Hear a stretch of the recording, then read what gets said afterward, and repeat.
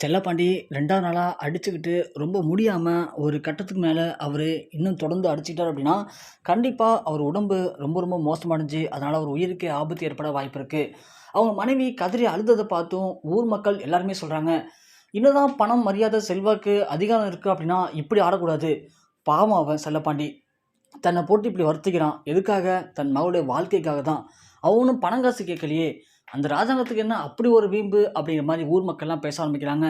இதுக்கு மட்டும் பஞ்சாயத்து தலைவர் ஒரு தீர்ப்பு சரியா சொல்லல அப்படின்னா, இவரும் அவர் கூட சேர்ந்துட்டான்னு தான் அர்த்தம் அப்படி மாரி பேச, அந்த இடத்துல பஞ்சாயத்து தலைவர்கள் எல்லாமே ஒரு முடிவு பண்றாங்க.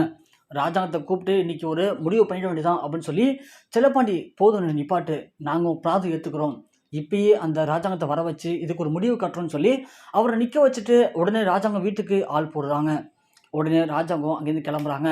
அங்க இருக்கக்கூடிய சேது, அப்புறம் தாமரை, தாமரையோட அம்மா, அவளோட தங்கச்சி, அப்பத்தான்னு சொல்லி எல்லாருமே சொல்றாங்க. ராஜாங்கம், "இது நம்முடைய மான மரியாதை முக்கியம்டா. அங்க போ. அவங்க என்ன சொன்னாலும் சரி. அவள என்னால என் குடும்பத்தில ஏத்துக்க முடியாதுன்னு சொல்லிட்டு வா. என்ன நடந்தாலும் நம்ம பார்த்துக்கலாம்னு" சொல்றாங்க.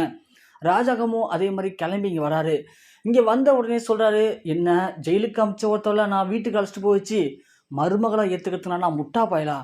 என்னால என்னைக்கு நடந்தாலும் சரி, என்ன ஆனாலும் சரி, அவள மருமகளா என் வீட்டுக்கு அழைச்சிட்டு போக முடியாதுன்னு" சொல்றாங்க. உடனே செல்லப்பாண்டி சொல்றாரு, "ஏன் முடியாது? என் மக அப்படி என்ன தப்பு பண்ணா? 18 வயசுக்கு கீழ இருக்கிற ஒரு பொண்ணுக்கு நீங்க கல்யாணம் பண்ணுவீங்க? அத இந்த ஊர் உலகத்துக்கு தப்புன்னு நிரூபிச்சா. அது ஒண்ணும் தப்பு கிடையாது" அப்படின்னு சொல்ல, "அப்போ எங்க அண்ணன தப்பு சொல்றீங்களான்னு" சொல்லி ராஜாங்கத்து தரப்புலருந்து கேட்கறாங்க. "நான் அப்படி சொல்லல. என் பொண்ணு பண்ணது கரெக்ட்டுன்னு சொல்றேன்.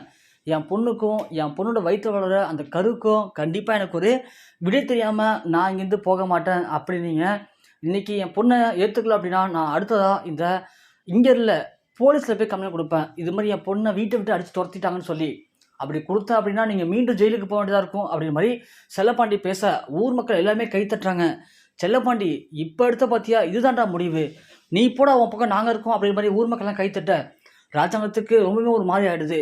இந்த விஷயத்த இப்படியே விட்டோம் அப்படின்னா, நம்முடைய ஒட்டுமொத்த மரியாதையுமே இழக்க வேண்டியதா இருக்கும் அப்படிங்கிற ஒரு இக்கட்டான சிச்சுவேஷன்ல போதும் பொறுத்ததுன்னு சொல்லிட்டு ராஜாங்கம், தமிழ எங்க வீட்டு மருமகளா ஏத்துக்கிறோம்னு சொல்லிட்டு அங்கேருந்து கிளம்பி ரொம்ப வேக வேகமா அசிங்கப்பட்டு போறாரு.